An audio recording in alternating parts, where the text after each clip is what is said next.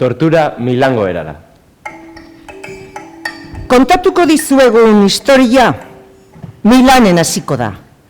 Non batzuk etortzen diren bitartean, besteak joaten diren. 1630 gutxi gora bera, Milanen jendeak oso gaizki pasatzen zuen. Izurri bubonikoaren sasoia zen, kronika ospetsu batean aipatua. Zein zen izurrite izugarriaren jatorria? Hildakoak pilatu egiten ziren, eta edozein etxe bizitzatan izurriteak gazte edo zarrak seinalatzen zituen. Eta hori, gertatzen zen. Etzen urrutiko gauza. Herritarren lankidetzak, nire ustez, argitasun gutxirekin ebatzi zuen gai. Lehiotxo batetik, bi herritarratzok gizon goibel baten esku gaiztoak eta ankerrak ikusi omen zituzten. Bazilo ilunekin eta ukendu gaiztoez hormak igurtziz.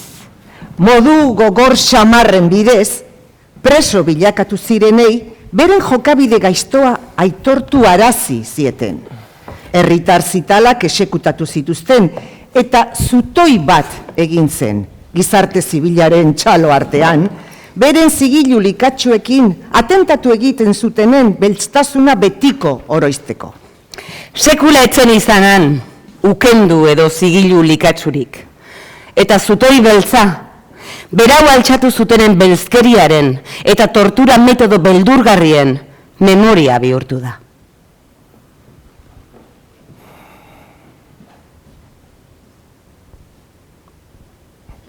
Jarrai dezagun.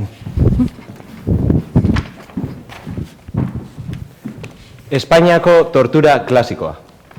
Miguel de Cervantesek tormentu tragoak deitu zion lehen ezartzen zen uraren tormentuari. Rinconete y Cortadillo izeneko novela famatuan, morroi batek istorio tristea kontatu zuen.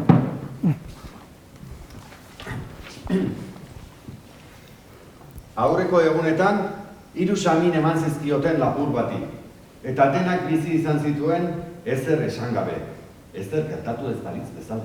Horrela deitzen zioten samuinak uretako tormentu horri. Tortura antipatikoa dena. Francisco Rodríguez Marín historialari ospetsuak eta Cervantesen adituak argi eta garbi kontatu izan du munduaren eta jendearen kultura areagotzeko.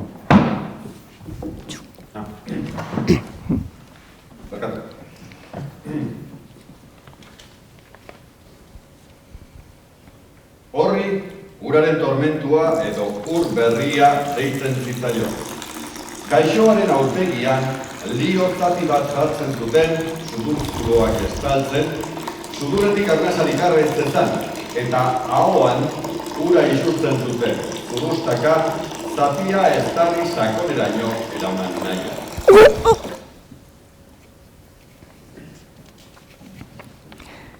Cristobal Chavezek idatzi famatuan dionez, Sevillako kartzelan, beste leku madarikatu bat, funtzionario bat zegoen oso estimatua, eta haren espezialitatea zen, oinaztuak osatu eta sendatzea.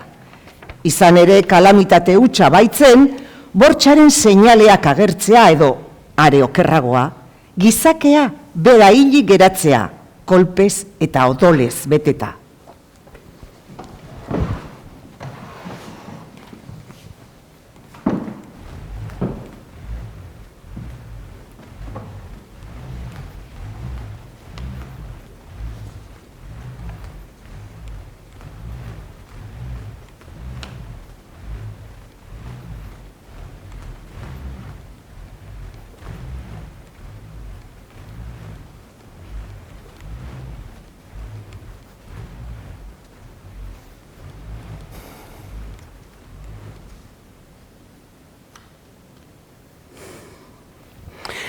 Lope de Vegak ere, Espainiako ohitura zahar bezain ziztrin hori kontatu zuen, antxe, Fuente Ovejunan. Tortura entxegua. Ez duzu estena gogoratzen? Ni gogoratzen dudanez nahikoa ona zen. Komendadore hil ondoren, torturatu egingo dituzte. Zer esan beharko dute? Zer ote dute kontatzeko? Saia daitezen. Ikertzailea izango naiz egin behar dugun horretan hobeto entziratzeko. Izabedi mengo tormenturako jarrita dagoen. Zalduzu beste bat flakoagoa aurkitu. Benetan zera pentsatu zenuen? Di presto.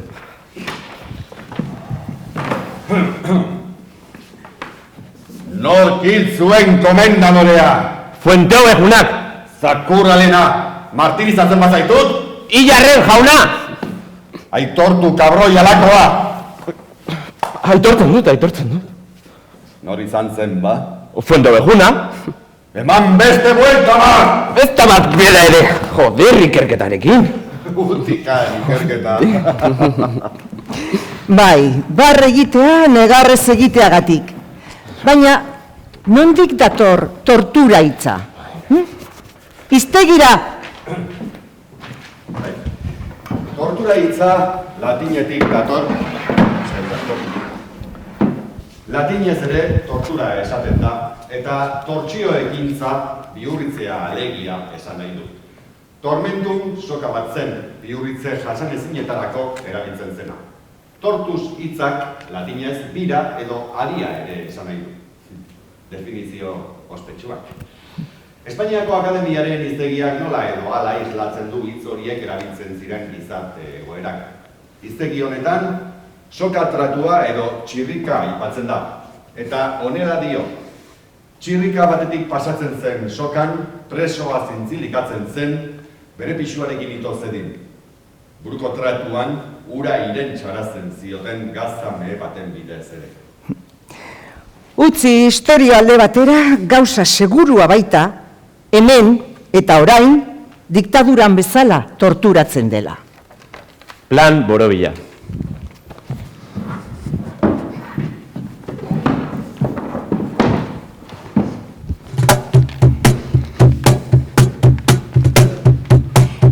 Euskaren arazoak buelta eta buelta, baina ez arduratu, plana badago eta. Nolakoa plana gainera, Euskal Herria bidaltzeko lurpera. Deskuidatuz gero, plana zure bila. Ametsa betetzekotan da Martin Bila. Akabo buruko mina. Rodolfok pentsatua, Felipek egina. Sozialisten aldera batzuek triste eta besteak markoa dalila. Nolako arazoak, zer pentsatuko dedu hilobian aitona gaixoa. Hilda hago, Paulo Iglesias gorri. Nor joan da heriotzara? Nor etorri? Nolako liskarrak, ez ziren ausartu zedetarrak. Behintzat merke aterako zaigu herritarroi Felipe Laztana. Zenbat milioi? Asko gutxi da ordea, Euskaldunak akabatuz, akabo zornea. Zenbat psikologia planean, izua sartzeko nire gorputz barnean. Gauero, soka, telefonoa korroka. Urtuko da terrorez terrorista, soeko teknikoek nolako bista. Telefonoa oiuka jarri eta zenbat kakalarri. Gazte bakerodun aratzak pare bat arrazoirekin aldatuko ditu galtzak. Nolako marabilak, zenak ezagutzen ditu beren zapatillak. Eta alaxe asmatuko du zientziak non duen errena violentziak. Ez daukata antzia, folieto on baten garrantzia. Bertan ager dezala, etak nola maiterik ez daukala. Nazkagarria zaldadila, ahaztu eta esker mila. Zenbat eskuatze, kontrolak arropatan, zenide poliziak zopatan. Guazen, plan ederra da, zen. Baina hauxe da gakoa, nolako kuadroa. Plana ez altzen Euskaldunen kontrakoa. Zergatik Nafarroa? Nolako kortea, arazoak saiesteko deitzen digute nortea. Ederki biliko gara kontu kontari, pentsa dezagun denak direla salatari. Hainda gazia bizitzaren grazia, Gainera, lehendik ezaguna da oro, barra, bainera, elektrodo, zenbat metodo. Baina gertatzen denean, zakurrak, abokatu honenak aldamenean. Ala bihurtuko da Euskadi paradisu. Zoek beteko du bere kompromisoa, bere historioa izan dadin betirako memoria. Honekin segitikak asko, horietan zer ikusia bada. Ez noa ezkutatzera. Batzuek so bidali nahi dute, popatik hartzera. Gizarte jokoak.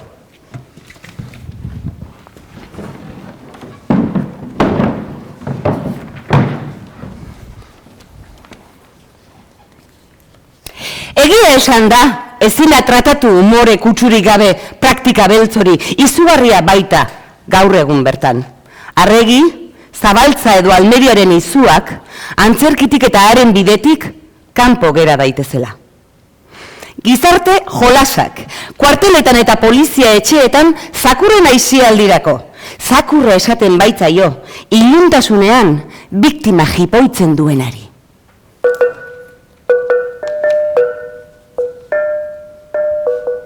Lehenengoa gurpila da. Biktimaren inguruan jartzen dira eta txandaka kolpatzen dute biktima lurrera eroria. Bigarrena, txirringa da. Ahatea ere esaten zaiona. Biktimari eskumuturrak lotzen dizkiote, belaunen atzetik. Hirugarren batek, ipurdian ostikoak ematen dizkio, eta txirringa horretan ibiltzera behartzen du, biktima erori arte. Hirugarrena, zaldiko maldikoa. Biktima aulkia bidari batean lortzen da. Eta buelta zorabiagarriak ematen dizkiote, konortea galdu arte. Laugarrena, zintzilikarioa. Biktima oinetatik lotu eta lurretik altxatzen dute, sokatik gorantz tiratuz. Baretan itxatzitako edo sabaitik zintzilik dagoen polea batetik. Ondoren, soka hornako edo zoruko burdin batera lotzen dute. Eta biktima oinetatik zintzilik uzten dute. Orduan, sabelan jotzen dute eta gizona bada, barrabiletan. Baliontzia, elektrizitatea, txirringa, zakoa, elektrizitatea.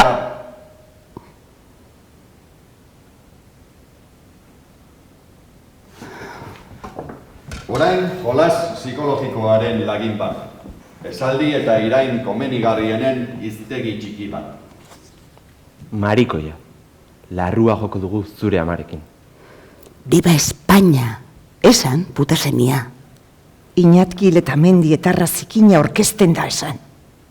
Entzuten garrasi horiek, zure neskalaguna bortxatzen ari dira hor ondoan.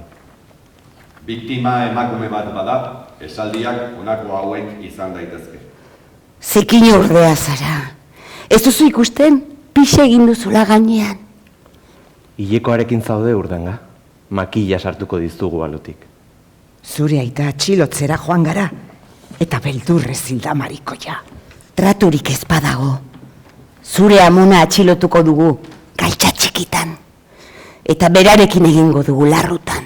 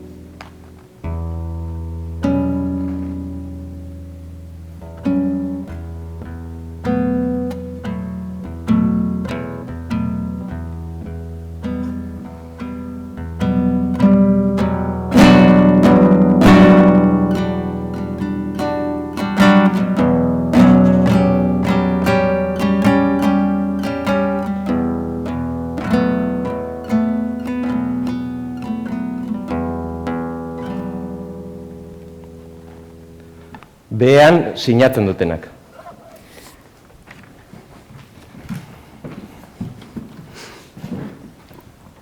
Torturari batzuek odoluste ustela esan diote. Baina sistema beltz baten zutoia da. Eta intelektualek horren aurka idatzi arinak egin ohi dituzte. Behean sinatzen dugunok, zioten hau txikiz. Negar eta garrasi batzuk entzun dituztela uste dugu. Euskal Herrian, Asturiasen, Madrilen edo Valentzian. Eta horrek gure pazientzia santua agortzen du. Begirunez, eskatzen diogu, Fraga ministro jaunari, arazo honi buruz zerbait egin dezan. Horrelako idatziak erabili ziren besteak beste Jose Bergamin erbesteratzeko.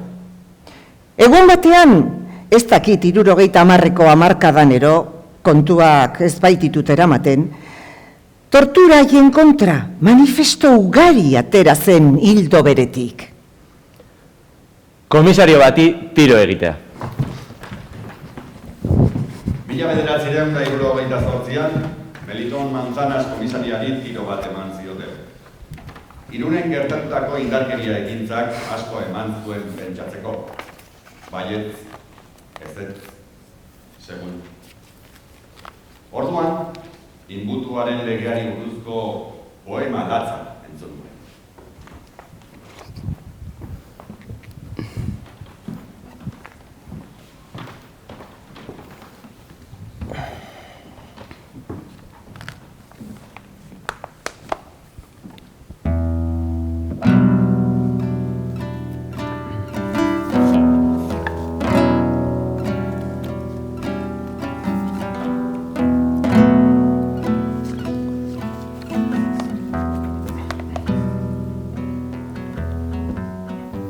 Nire kontzientziaren aurka doa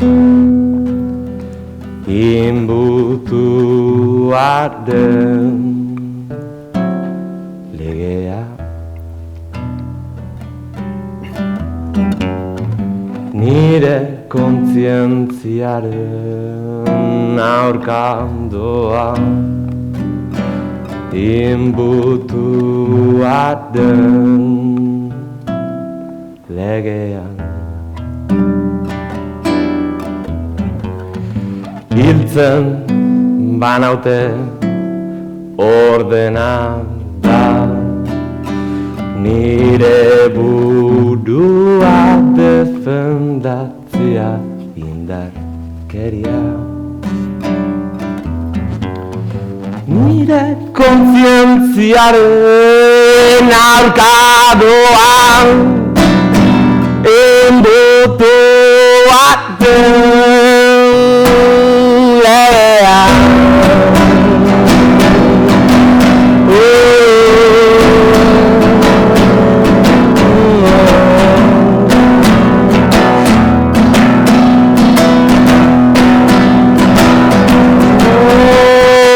Ordenuaren zaindariek makillakada ematen dizkidak indarkeria berriz nire aldeko defentsa da.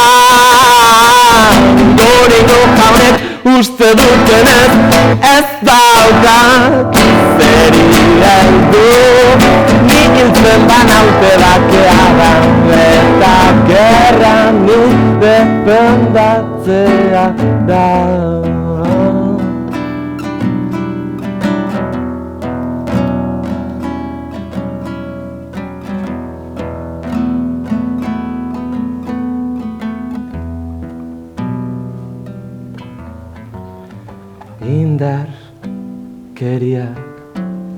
Indarkeria sortzen du esaten dute goiben.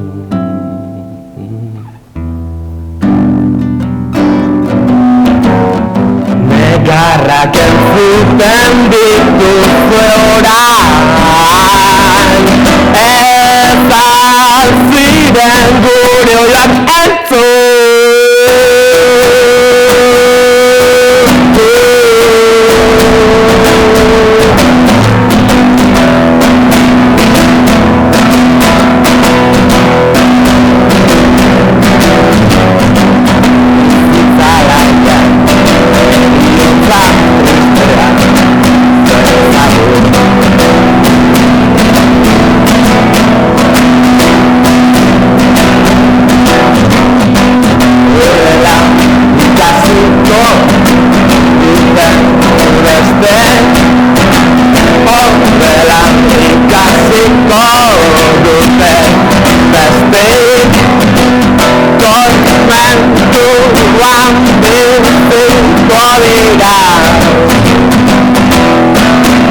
Tormentuan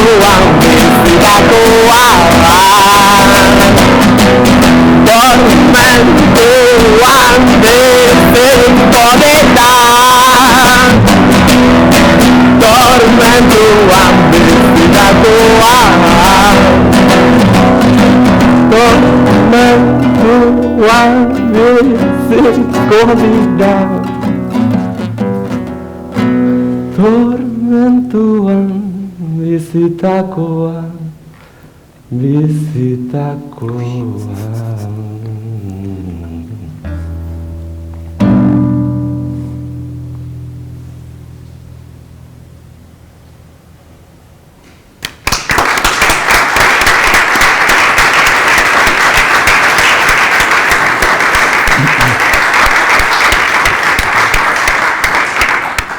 Torturaren definizioa. Gustatu zaizue funtzia? Hala ere, bukatu baino lehen, geratzen zaigun denbora Nazio Batuen erakundeari buruz hitz eginez aprobetxatuko dugu. Izan ere, 1975ean, esaldi seguru baten bidez definitu zuen tortura. Torturatzat hartuko dira, funtzionario publiko batek edo beste pertsona batek bere instantzian nahita, beste pertsona batzuei jasanarazi dizkien zigor edo sufrimendu larriak, fisikoak, naiz mentalak, ekintza horren bidez informazioa edo aitorpena lortzeko asmo. Pertsona batik, egindakoagatik edo egin ote duenagatik zigortzea edota halaber, helburu beragatik pertsonak izurtzea. Eta 75. urtean baita ere, Tokion ospatutako sendagileen batzarrean, Tokio Japoniako hiriburuan, tortura definitu zen. Jende askok ez jakinarren eta gutxik gogoratzen dituzten hitzez. Tortura da, pertsona batek edo gehiagok nahita sistematikoki eta begirunerik gabe, sufrimendu fisiko edo mentala eragitea beren gabuz edo edozein botere motaren aginduei jarraituz, beste pertsona bati informazio atera arazteko, aitortzea bideratzeko edo beste arrazoiren batengatik behartzeko. Definizioa nahiko eskasa eta erabat eztabaidagarria. Hitz egingo dugu horretaz antzezpen hau amaitzean? Bai, eta Istanbuleko protokoloa ere aipa genezake, ezta? Gida bat da, abokatuentzako tratu txarrak eta tortura bereizten jakiteko. Medikuentzako testigantzak nola jaso adierazteko eta psikologoentzako elkarrizketak nola egin zehazteko. Nik Estrasburgoko giza eskubideen auzitegia aipatuko nuke. Berriz ere Espainiako erresuma zigortu baitu, 11. aldiz. Niri garrantzitsua iruditzen zait, EHUko Kriminologiarako Euskal Institutuak eta Eusko Jaurlaritzak 1960 eta 2014 artean Euskal Herrian izandako tortura kasuen inguruko txostena aurkeztu zutela. Eta ikerketak Euskal Herrian 4.113 tortura kasu izan zirela dokumentatu dut. Mila esker zuen ekarpeningatik. Orain, jarrain ezagun 1986an idatzitako pieza didaktiko honekin. Adibidez, gogoratu daiteke Foucaultek torturari buruz zioena. Ikerketa metodo bat baino gehiago, epaileak akaso emango ez duen zigorraren aurrerakina dela alegia. Susmagarri izate hutsak, Foucaulten iritziz, zigor bat merezi izatea ekar dezake. Itanutako gorputza, zigorraren eta egiaren estorsioaren aplikazio puntua da. Baina, gainera guretzat, lehen esan dugun bezala, sistemaren zutabe bata, zutoi beltza. Ate batzuen atzetik.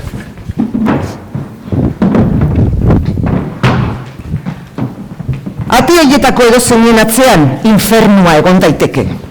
Itxura iluzenteko ate batzuen atzean, tortura kabineteak daude. Jendea aurretik pasatzen da ate horien beste aldean gertatzen dena, imaginatu gabe. Mundu honetako beste ate batzuk bezalakoak dirudite. Atearen beste aldean dama batek poema liburu bat irakurri lezake. Gazte batek bizitza berri baten ametsa eginez ispiluaren aurrean orrazten den bitartean. Ate horietan ez dago ezer ondaturik. Bertan ez da irakurtzen. Perme, siba, nelatxita dolente. Edo, itxaropen oro utzi kanpoan sartzen zaretenok. Baina denek dakite, infernua beste aldean dagoela. Zutoi beltza. Bota ate horiek! Bota zutoia! Guazen.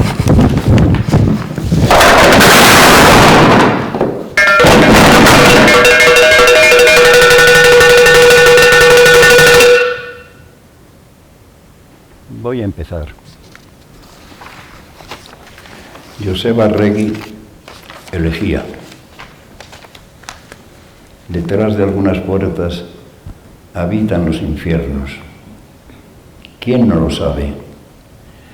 Detrás de algunas puertas sabemos que la muerte trabaja con voces pestilentes y oscuras, pedos y golpes y horrendos risotones, carcajadas. Hay quienes han entrado en esos infiernos muchas veces y algunos no han salido nunca de ellos. Por ejemplo, Joseba Arregui, tú. Hay puertas que al mirarlas parecen de oficinas con tristes mecanógrafas y mortecinos sueños. Pero no, al otro lado hay alguien que gime sus dolores entre demoníacos funcionarios amantes de su España. ¿Qué es esto, hermanos míos? ¿Dónde estoy? ¿Existe todavía la plaza de Cizurquil? ¿El fraterno Poteo? ¿Todavía la vida? No quiero imaginarte. Permite que descanse un poco, recostado. Estoy muy cansado hoy y tú estás muerto. O estás tú muy cansado y yo estoy muerto. Me agarro a mis poetas para echarte una mano y digo, como el poeta César Vallejo a cierto moribundo le dijo: no seas malo en sucumbir, refrénate al morir y ya no mueras. Joseba, ahora, ¿qué quieres que te diga? Anda muy dulce la mañanita hoy. Ayer tuvimos nieblas que no veas por la zona y el sirimiri fue caricia. Voy a buscarte mañana, ¿te parece? Nunca te conocí, pero ahora tu sombra muy fraternal la siento y ella me anima a andar. ¿Te imaginas qué cosas? Así pues, no pienses en dejarnos, no, nunca te vayas. Míranos y tampoco te enfades, que ya te veo, porque ahora hable tanto de ti. Es solo por un rato. Y no puedo olvidar aquella noche nocturna, qué cosas dice uno, en que escuché tu muerte por la radio y dije sin pensarlo, malditos seáis, y cosas algo fuertes. Por lo demás, ahora que te he cantado, estoy mejor, y tú me has mirado y animado a levantarme, y estoy en pie, ¿lo ves? Y ya camino, y llevo flores rojas a tu tumba, pero no flores para la muerte, no, sino para que florezcan terribles en un futuro carmesí o escarlata. Y basta de elegías. La mañana está dulce en la bahía de Chingudi. Ya pronto llegará la primavera como siempre. Hondarribia, 9 de febrero de 1985.